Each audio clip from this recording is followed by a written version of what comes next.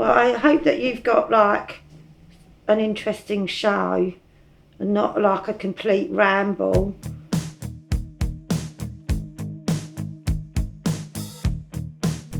I am Kay Anderson, and you are listening to Lost Spaces, a podcast that mourns the death of queer nightlife. Every episode, I talk to a different person about a venue from their past, the memories they created there, and the people that they used to know. This is part 2 of my interview with Princess Julia, DJ, model, columnist, and an all-around sweetheart. And if you think that we went slightly off topic on the first episode, then you have not heard anything yet. This episode starts with Taboo and, amongst others, snakes through the Embassy, the Ghetto, Pop Stars, and Crash.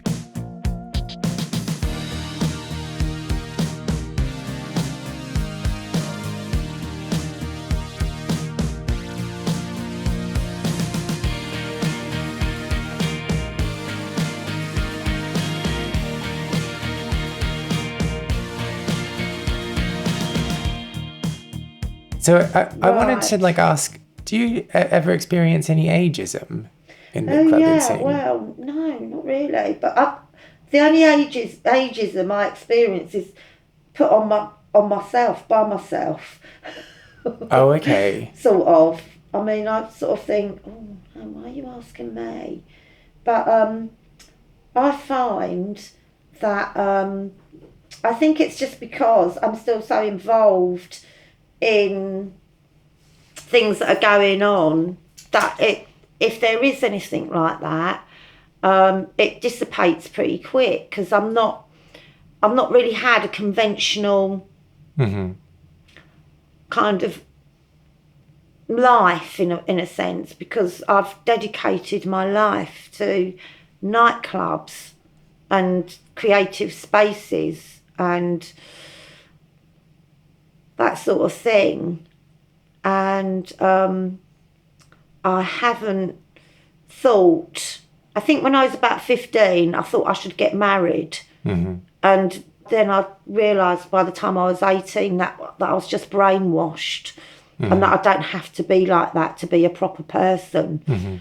So basically, I've not really gone into any conventional type ideas. I have been married twice.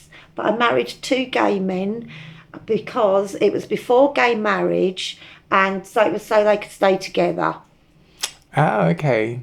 Before gay marriage happened. Because of immigration? Because of immigration and things, they wanted to stay together, so I felt that I could just be a conduit of love. Aww. So I am romantic, and I am into, if you find your soulmate and that's who you want to spend your life with, that's great.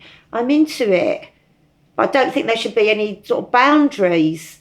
Do you know what I mean? So I don't, marriage is like, well, I don't know, if you want to get married, do you want to be together? You shouldn't have to sign a bit of paper. We live in a world where you have to do all those things. I haven't really bought into any organised religion because I can't stand that sort of shit. And I'm into being whoever you want to be, and I have always believed in a gender fluid society. In fact, if one of the things to come out of the new romantic era was the idea of dressing and being and exploring whatever sex or sexuality you are and can live your life as outside of the conforms that society hems you into. I've always had that idea, and I've led my life like that, really. And I'm into all the good modern things that are going on now. I'm into it all, gender pronouns and all the rest of it. Yes. Yeah. Do you know what I mean? Yeah, absolutely. Because I just think it's all a lot of the way that, especially women, the way they train women at school, it's like all brainwashing. And then, afraid to say that all religions brainwash you into some, and if you're a woman, you are a breeding machine. Yes, yeah. Unfortunately. Yeah, and just taught to I conform. don't really want to go there, really. Yeah. I mean, I could go into it, Yeah. but like, I'm not sure everyone is going to agree with me. But I feel people like David Hoyle, who has been pioneering really brilliant ideas for years, gets my total admiration for standing on stage and saying certain things. I do believe, is considerate to the human condition and to being a proper, a fulfilled human being. And, it doesn't mean that you've got to be in a heterosexual relationship with 2.4 babies to be a successful person. That's complete bollocks. Yeah, it's total rubbish. You can be a freak like me, maybe, if I'm a freak. I don't feel like I'm a freak. But you could be whatever you want to be. And I want to be in the community that I'm in. It's very important, obviously, to me. And I support my community, they support me, and I'm quite happy with that. So where were we? Yeah, Taboo. Quite. And so I guess the similarities are that the front person, for want of a better term, with Steve Strange and Lee Bowery. I guess so. I mean, I tend not to do comparisons because I don't like really comparing things, because I think people are really different, and they have different ideas. So, but I mean, they both had front people. That's about as far as it goes, really. Yeah. They're quite different sorts of people, really. Were they? Yeah. And I guess I'm not trying to compare them. Were they? Were they? Were they? No. Well, I guess I'm not trying to compare it in the sense of them as people, but just in terms of that, and again about the media, like focusing in on one person and making them kind of the face of. Yeah, I mean, in a sense, Lee liked to court the media and enjoyed his notoriety, and especially enjoyed it when Lee became a muse for Lucian Freud. He loved that role, and I think it was very important that Lee's work was taken out of the clubs and put in an art gallery setting, such as that installation at the Anthony Doffey Gallery. It just gave the whole idea another perspective. And you've got to remember, this was before club kids were invented. Really, the term club kids didn't really come. It's a New Yorkie type thing, and it didn't really come till the sort of 90s, the early 90s. And Lee was involved in part of that and shaping as well, So that conversation between New York clubbing and London and UK clubbing was definitely, there's always been that sort of parallel going on. There's always been that one sort of thing going on, So that's kind of interesting. But and so Taboo, what kind of songs would they? Well, actually, because there were sort of similar electronic compositions that were being played, the same sort of music that was being played in the late 70s, but it was a much more it was still like your electronic Euro disco, which we did have at the Blitz as well, like people like Moroder, but it was a whole new wave of it as well on top of that. And Jeffrey used to splice up music and create his own sort of soundtracks. And so did Mark Lawrence. They used to really enjoy doing that, and they went on to DJ at the Daisy Chain, which happened a few years later, and really evolved that idea splicing up cassette tapes into making sort of seamless sort of soundscapes. Yeah. Just the amount of work involved in that. I was there. I shared a flat with Jeffrey all the time. He's sitting there with a bit of sellotape, dear, splicing things up. Oh, gosh. Oh, my God, yeah. I was on the 4-track. Yeah. Because also that was another thing with making your own music, that now, instead of having to go to a big studio to make these records, you could actually have your bedroom 4-track set in and make your own stuff and loop up to your heart's content. There wasn't actually a law to say you couldn't use half of a track if you wanted and call it your own. That didn't come till a bit later. Oh, okay. They made a law where you could only use like a 60 not even 60 seconds of a track. If you had a drum loop or a break you wanted to use. That's really where house music came from. Yeah. That's how that started. Yeah, there were lots of spin-off nights, obviously, from when Taboo ended, and it ended quite abruptly once again. There's lots of various stories around that, and you have to ask Sue Tilley. Are they theories or stories? No, they're real. They're real stories, and you'll have to ask. Sue Tilley is the authority. So mired there in are controversy, other things, yeah. So, but out of that, other nights sort of started up, and so I think there was one called Ascension. I think that was one, and there was quite a few things sort of starting up outside of that. And so was one of those the daisy chain that you mentioned Well, before? it wasn't really. It wasn't part of Taboo, but it was. Yeah, it was the same sort of people involved in it, and that's really officially that's where I started DJing. And the daisy chain was the Fridge. I actually started DJing at the WAG when I used to work there every now and again. There was a night there called Total Fashion Victims in the early 80s that we sometimes used to do. Stephen Linnard used to do it, and I used to DJ at it.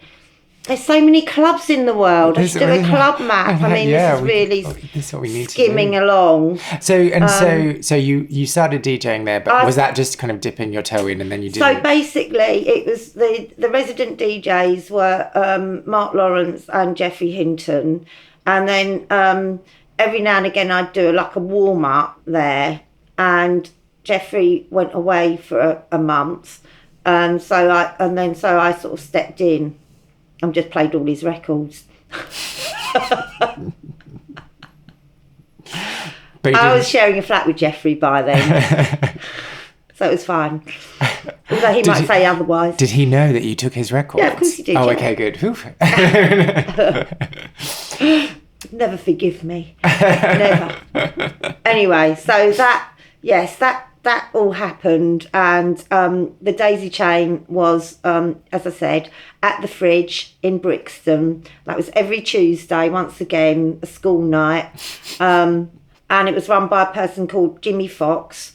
And actually it was quite a sort of breakthrough, sort of marvellous night. And Jimmy used to book all sorts of people like Eartha Kitt. Oh, wow. I know. So he'd, I remember it very well. An early Take That. Is this when they were still like in lots of Lycra? Yeah. I mean, it was really like, and it was where Lee Bowery did the Enema Show. Oh my God. So talk me through the Enema Show. The notorious Enema Show. Basically. Did you get any on you? No, I didn't, but the front row got maybe a small splatter. Oh. Yeah. What can I say? It was quite an outrageous moment. Yes, it was art. And that club happened in the, I'd say 86, 87, 88. It went on for years, actually. And it was run or owned by Andrew and Susan Chizosky.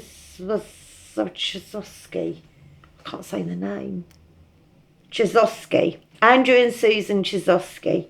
they owned the Fridge, and people like Jane County, who lived in London then, were there all the really? time, and Angie Bowie and things like that going on.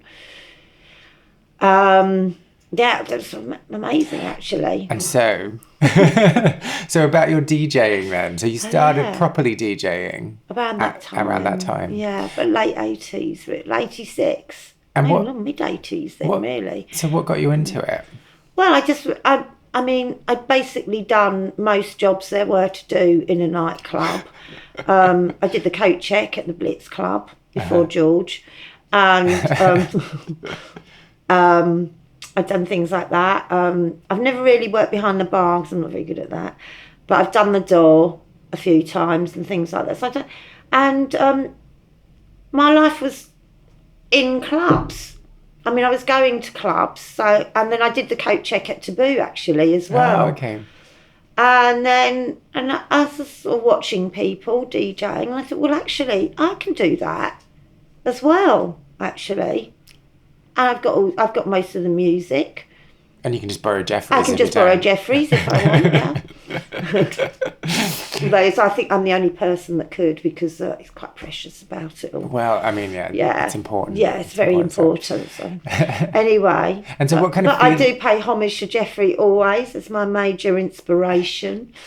You know, so I just sort of... I'm very much one of those sort of people that believes that if you have an idea, you should have a go at doing it.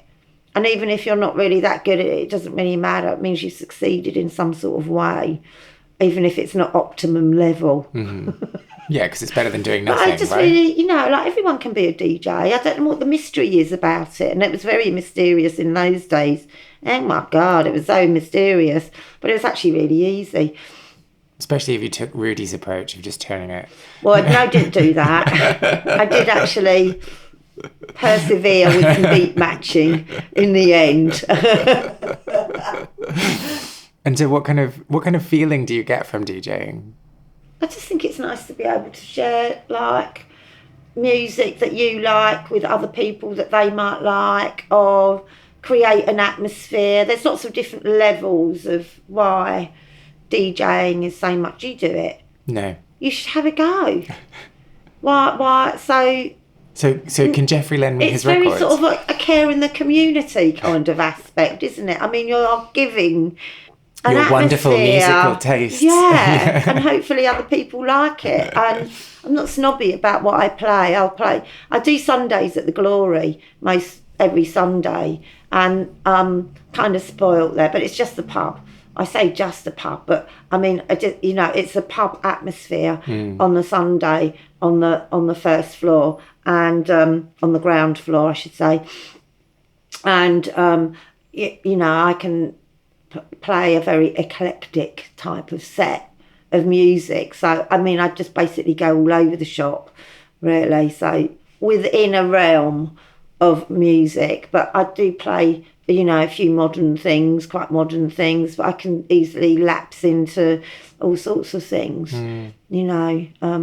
from stuff, from the new romantic era or the disco era, or,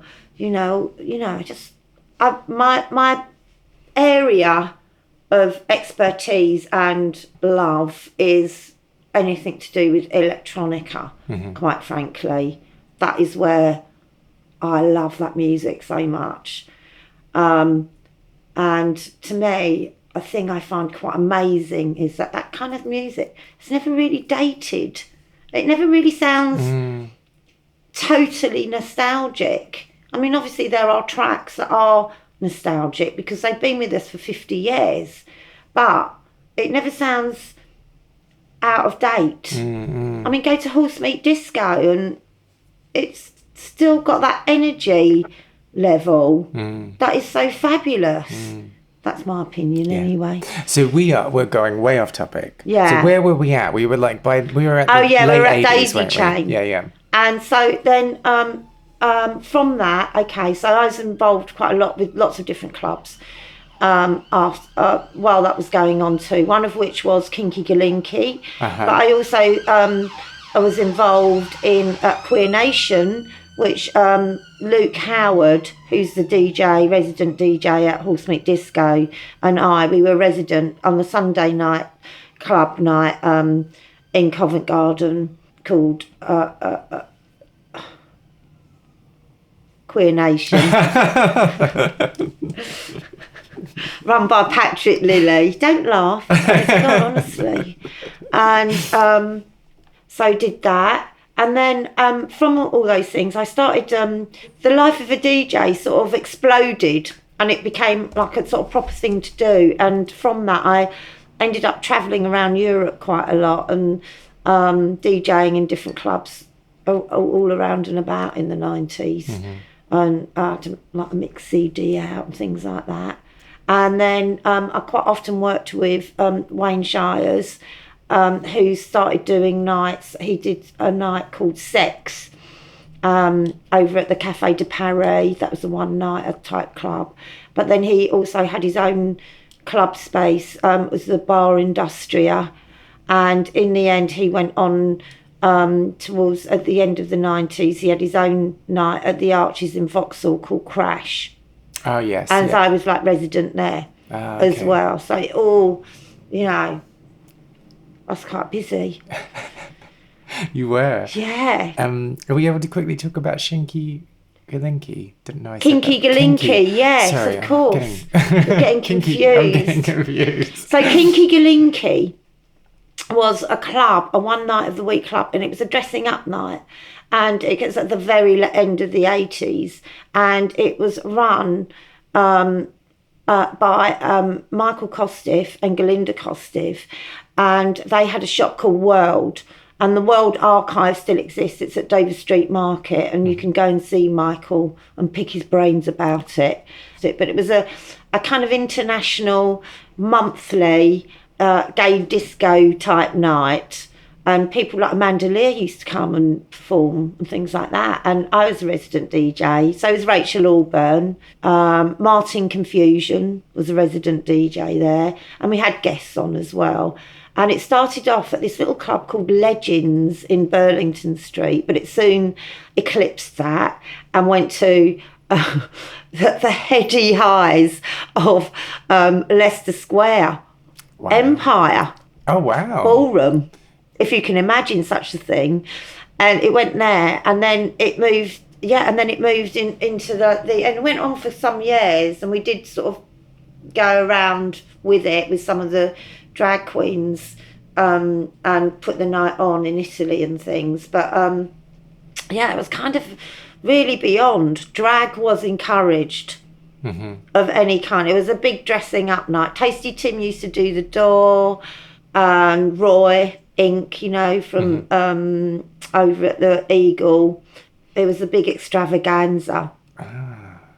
And Michael and Galinda used to travel a lot with the shop, because the shop was a conglomeration of their knickknacks, or I should say knickknacks, but it was more than that, artefacts and treasures from around the world, wherever they travelled. Yeah, treasures. And in a sense, the club reflected that. It was a truly international affair. We had samba dancers, and Galinda was obsessed with the sort of whole Brazilian samba school parade. So it was really always very exciting, and it happened once a month. And people that you never thought would ever do drag did drag. It was hilarious. Just everyone. There was always a bit of a loose kind of theme, but yeah, it was really quite a beyond night. Alas, Galinda is with us no longer, but as I mentioned, Michael Kostiff is there at the Dover Street store. So where were we? Kinky Gerlinky. Oh, Kinky Gerlinky. That's just amazing. Oh. Yeah. So these are all kind of nights that have happened that obviously don't happen anymore. But the clubs that they were in, most of the clubs' spaces are still there, actually. So I could take you on a tour. You can carry the umbrella like a tour We'll go down the operator. That's Bang's still. Bang's not there, is it? All Tottenham Court Road, that's all gone. No. So, yeah, some of it's not there anymore. Can we talk about the Embassy? The Embassy was a club in Bond Street. Is it New Bond Street? I'll just look it up. It was on the Piccadilly end of Bond Street, and it was, we used to go there on Sundays, actually. And it was a disco, very late 70s. And there were waiters with roller skates on. That's where I might be getting crossed over. No, I'm pretty sure. They all had little shorty shorts on. But that's basically just what people wore in the 70s, yeah, right? That's what they wore. Well, no, they didn't, you see. You think that they did. But like that sometimes they did, but we thought it was quite funny. So it wasn't like normal. When I think of what people wore in the 70s, it was like bondage trousers and like yeah, of course, parachute tops and things. And then like I don't know what mainstream people wore. Roller skates. We just didn't look. Yeah, they wore like obviously in the discos there were like a disco-y vibe, and then obviously there was your clone queenie type look. So it's quite a mixture of things going on. What I was going to ask you before, because you said you just used to go to gigs and then go to Sombrero or the Embassy. Was there like lots of overlap between the punk and the disco scene then? Okay. Because basically, like the punk scene, which was sort of the mid-70s, for like 2 or 3 years, there wasn't really any. After you go to a gig, that'd end quite early, like 11 or something. So there wasn't really anything to go after, anywhere to go after. So a lot of the gay clubs, the underground sort of gay clubs, were open. So you would go to these places, or go to like the gay scene in Earl's Court and things like that, and places. Like the Black Cap as well. Actually, there weren't as many clubs and nights going on in those days. London is a much more densely populated city. So you'd have to find out about these things really through word. It was all word of mouth, really. And make plans before you sit outside the front door. And know the destination, and you wouldn't have any on your phone. Documentation of, unless you stopped off at a photo booth on the way, of what you looked like and where you were going. Oh yes, yeah, of course. You couldn't even whack a filter on it. Yeah. Horrible. But so you'd see like punks going to discos. Yeah. It was a camp punk look. Oh, that's really interesting. Yeah. And in fact, somebody that I knew, Gene October, who was a punk rocker, was actually a rent boy. Well, should you? We used to go to the Boltons. No, he was totally out. Yeah, like we all went. And it was the camp sort of punky disco-y look in the sort of like, in 76, 77. I need to Google this. Yeah. So looking back on like this, this potted history of this is a real potted history. queer London. We haven't even got to the noughties, have we? Do you want to get? Yeah, there? Let's have a little bit about the noughties. Okay. Oh, did we cover off the 90s?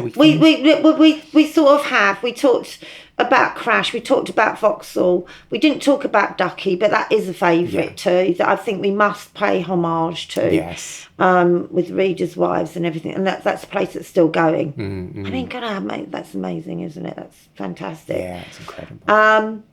And then we have to talk about the Gothic movement, which was started in the early 80s, but it really came out of punk and the New Romantic style.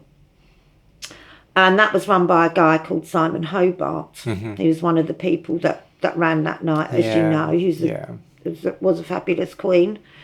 And he later went on to open and take over a club that he called the Ghetto. And that was in the early noughties. So you see how things come around, and people come around and grow up in clubs, and then they run their own club, you know, and they do their own things. And so Simon, he ran a night called Pop Stars. That was really very important because it was a very undergroundy sort of indie scene, and tied into the whole Britpop thing, but in a really camp way. And we loved going to that one. I mean, that was amazing. That was a club that sort of started up. And that was with the Readers' Wives and with Leslie Lush, who now owns the Retro Bar. Oh, okay. Yeah.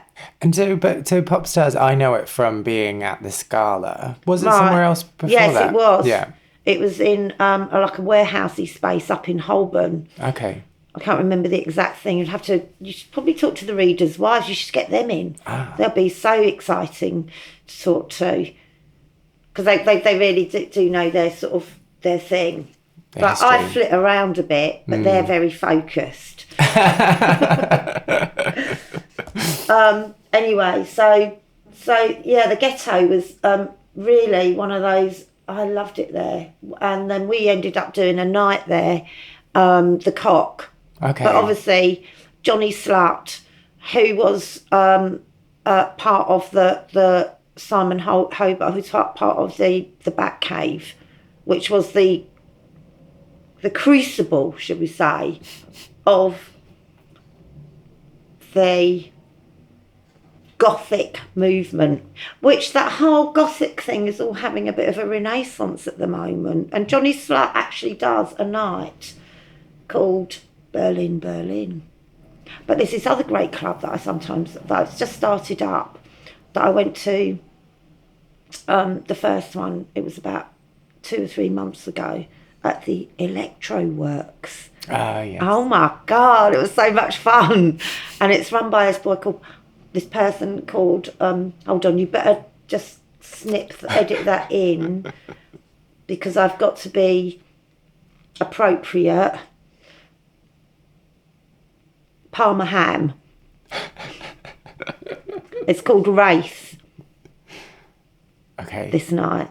It's really good. You can just edit that all out if you want.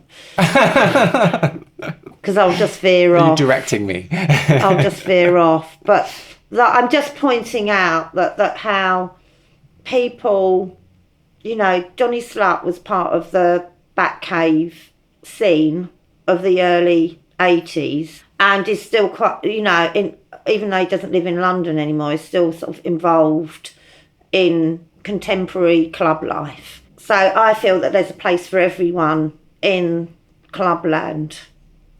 And so, Ghetto, you ran the Cock. Oh yeah, so I was involved. Basically, the Ghetto, the night we did there, was a Friday night, and it was run by Wayne Shires and Jim Stanton. Wayne was running like the Substation and Crash and Bar Industria and those sort of nights, and Jim was DJing and starting to run his own things, and then started to run Horse Meat Disco with James Hillard. So they started running that while we were at the doing the Cock, actually, sort of a bit through that, and then and they had some really great nights on there, different nights every night of the week, 7 nights a week, Such at as? that little basement club. Such as? Well, there was Nag, of course. Right. Did you used to go there? Yeah. What was Wig Out? Wig Out, there's one. Yeah. I don't know. You can add that in later. I'll add it in. Just let the Ghetto. Do you remember hearing about, because the Ghetto was part of the land that was taken over by Crossrail Development? Oh, right, yeah. Do you remember hearing about that? Yeah. I mean, I think everyone knew that there was going to be a time when it would be gone. that whole corner. Mm. You know, and what else was there? Like Astoria and First everything. Out. So I think everyone knew, but no one really knew when it was going to happen. Mm-hmm. So it was just lingering over for a while, and And then it just happened. yeah. Have you been to that part of the world recently? Tottenham Court Road. Yeah. It's just so unrecognisable, isn't it? The thing is, you know, that's when you live in a city. I'm from London. You get sort of used to things. You know, it's a city. It's in flux. It's ever changing. You know, things come and go. I mean, I do sometimes wonder when you know, fantastic old buildings that have some sort of architectural importance sort of get flattened, and there doesn't seem, you know, just move the building somewhere else to preserve it or something. Do you know what I mean? How easy is that to do? I don't know, why can't you do it? Why? But yeah, and it's quite sort of weird how quickly you forget what those areas looked like as well. I mean, even where I live, a lot of it is supposedly got flattened in the Second World War, supposedly, but in fact it didn't. It actually just, the council just flattened it all, and you know, it's beautiful like sort of Georgian buildings all down one side of the road. It was all like that all around, but actually it was only bits of it were destroyed in the war. Most of it was actually flattened by the actual council for their redevelopment schemes. Just to throw up cheap buildings. And then it got flattened again. But, you know, it was all like, if you go, I've had a look at the architectural layout of how it was before. It was all nice. It was all like Columbia Road. Oh, okay. It was all like that, really, with a few grand buildings, but all round the back was all nice, you know. And just ripped council down. estates, yeah. But that was in the 50s. So they weren't. So people didn't appreciate the building. I don't know, yeah. So it's just, I don't know how they work these things out. It is sad when things close or are left to sort of fall to pieces, but new things are always popping up, aren't they? Yeah. I mean, I wrote an article for ID about how, you know, everyone's going, everything's coming. I was like, but there's all these other, why don't you come out to these other things then? No, I've never seen you at any of them. It is, I mean, you know, the Glory's been going for 5 years now, and they work really hard up there, you know, and I feel part of what's going on in there, and I think it's really an important space. And there's other places as well that are working really hard to like make things happen and be good creative spaces. And it is sad when places are, you know, are left to sort of tumble down for whatever reason. There are things going on. Yeah, there are things going on, but I suppose it's that people generally aren't going out and drinking as much as they used to. What do you think and they're then because doing of the then? licensing laws, well, lots of people are staying at home on Grindr. Oh yeah, there's that. Or going to chemsex parties or things like that didn't exist. That's a very big. I mean, that kind of scene has always gone on. Yeah, but It's always gone on. yeah. But obviously, it's ramped up it's cut out the clubbing aspect of it. You know, before they might go to Backstreet or the Sound Shaft. Yeah. But now It's all that. But it's a very, you know, alas and woe. You know, I have lost friends to that scene, and I'm sure you have, and it is very, it's very worrying. It's very concerning. Just how those drugs are pretty hardcore, and how they sort of batter your perspective on things. Yeah. You know, and for me, it is a real big concern. I am worried about it and saddened that these sort of things, this sort of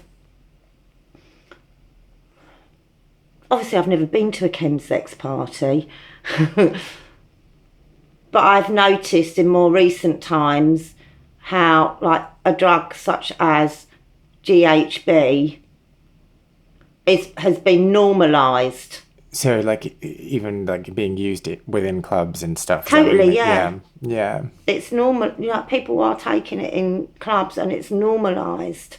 And I mean, it's not even a drug, is it? Really? I mean, just what is it? Drano. Yeah. It's like not nice at all. I don't know what that's doing to you.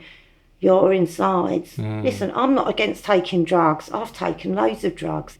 But I am concerned with some of these things. I like a sniff of poppers as the next person. Do you know what I mean? It's it's not particularly healthy, but you just balance it out. But these sort of things, I'm not. They seem really, really, really hardcore to my mind. Yeah, I hope you don't put all this in. No. I mean, it is a worry.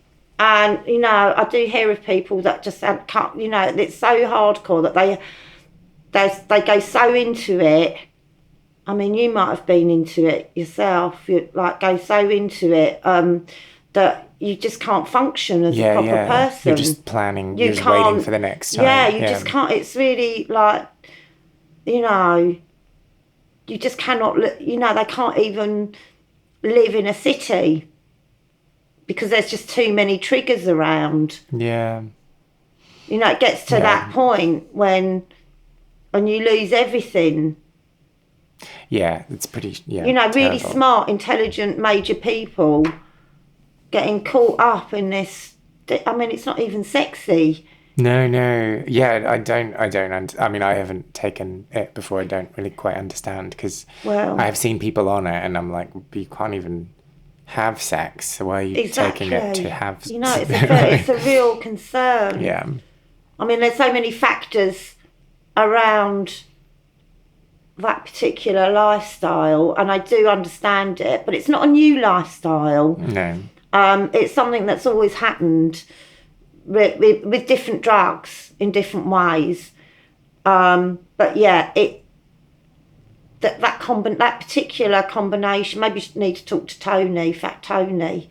He's knows more, and is more authoritative on that sort of thing.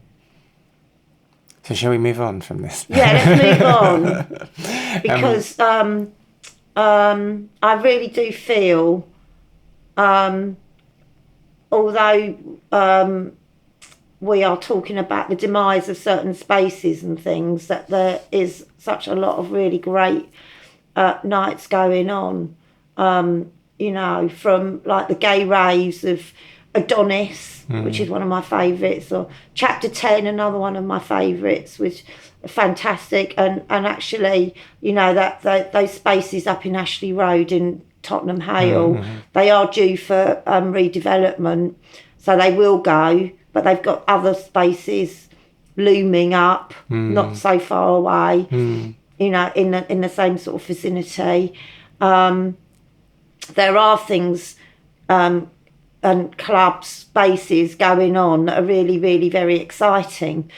And even, things that, like Chaos at Electro Works, and other nights they have there, like that one I mentioned, Race there. And actually, there's new things popping up all the time. Like a friend of mine's just starting a new night up in Stoke Newington in a new bar that's just sort of started up. Oh, so there's things going on all the time. Yeah. So, I mean, I think it's because I'm so wrapped up in that world still that I do actually know quite a lot. Everything. I'm interested in it. Yeah. I'm excited by it. And obviously I do miss that old thing. I was sad about the Black Cap and things like that, and other things did spring up in the area. But, I am sad about that with a sense of nostalgia. I wonder if, how that would be if that was still, we can only imagine, can't we? I mean, the drag scene, I always think, what will Well, I was thinking it was the teens, but I think maybe the 20s is going to be remembered as the drag decade. Because drag totally is mainstream. such a huge thing. It's so hugely mainstream, drag of all sorts of drag. There's far less stigma around being a drag queen now, isn't there? I think it's also, I don't know if it's,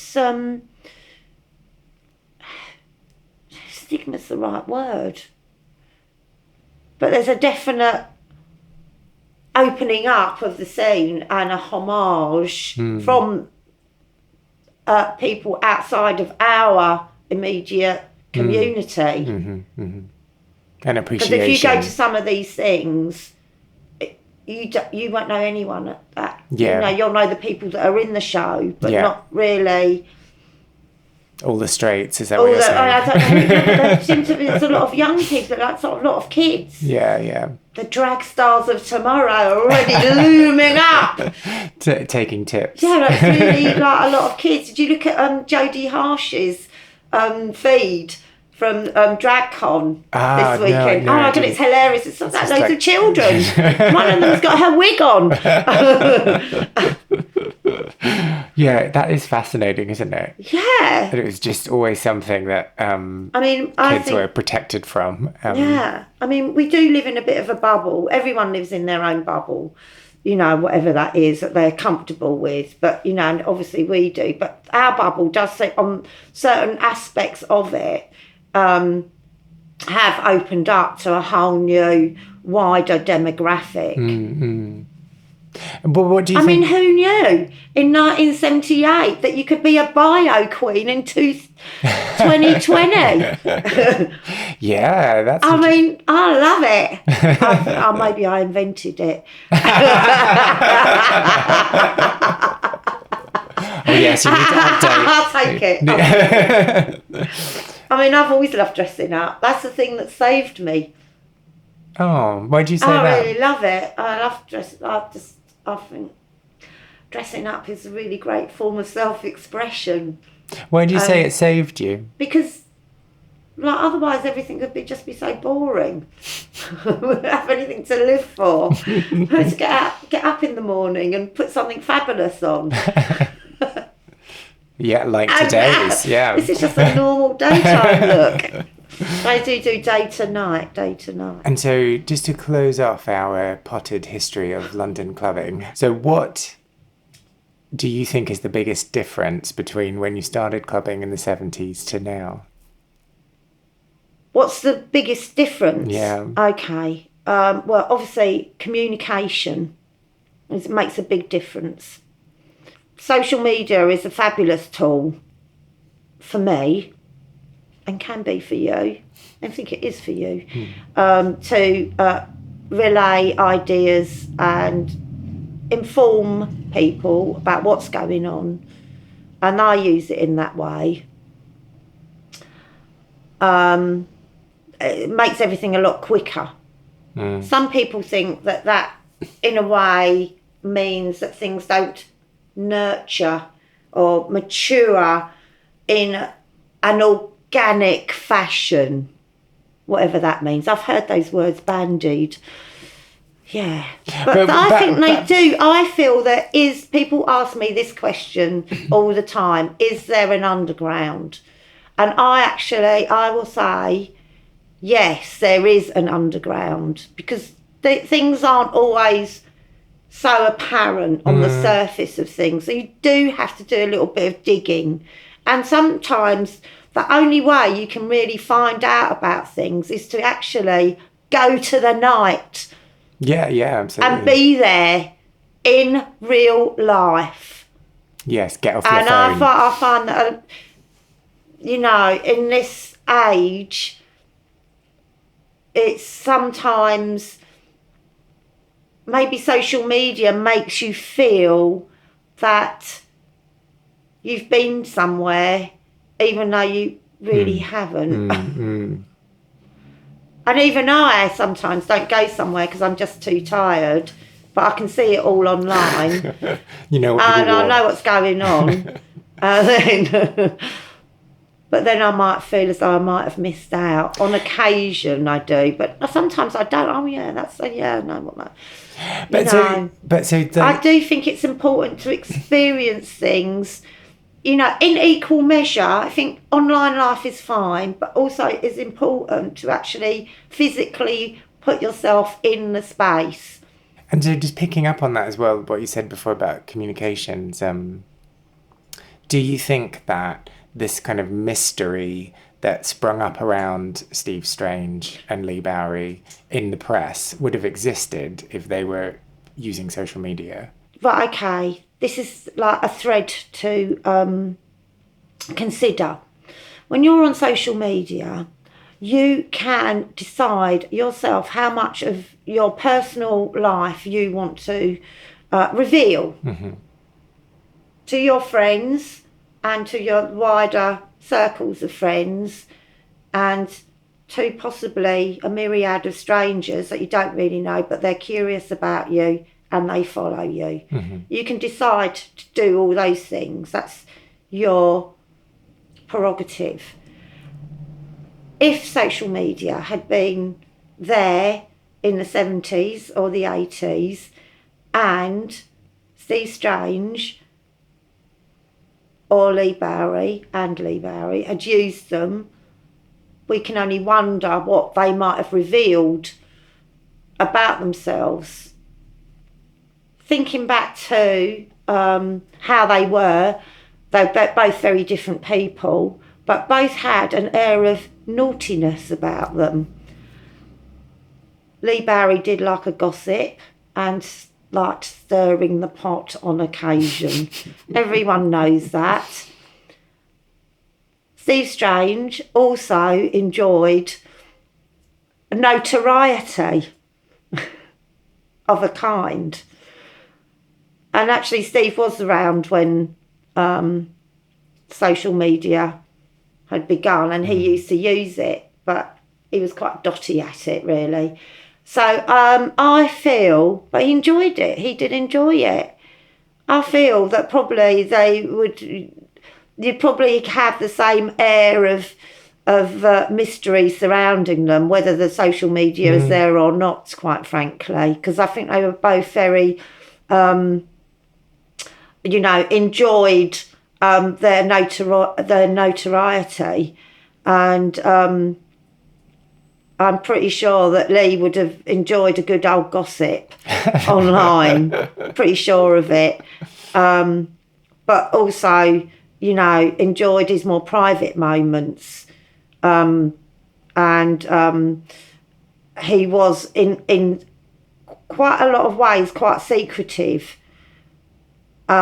with various things. So I think he would definitely... I think he'd be like, enjoy social media for what it is. Yeah. Do you recognise any of the places that we discussed in this episode and have your own memories to share? If you do, I would love to hear from you. Reach out through any of my social media channels, that's Twitter, Facebook, Instagram, etc., using the handle KAndersonMusic. Lost Spaces is not only a podcast, but a concept record as well. I've been writing songs about queer venues and the people who used to live their lives there, and will be releasing songs over the coming year. You can hear the first single, Well Groomed Boys, which is also playing underneath my talking right now, on all streaming platforms. If you liked this episode, I would really appreciate if you subscribed, left a review, or just told people who you think might be interested about it. I am Kay Anderson, and you have been listening to Lost Spaces.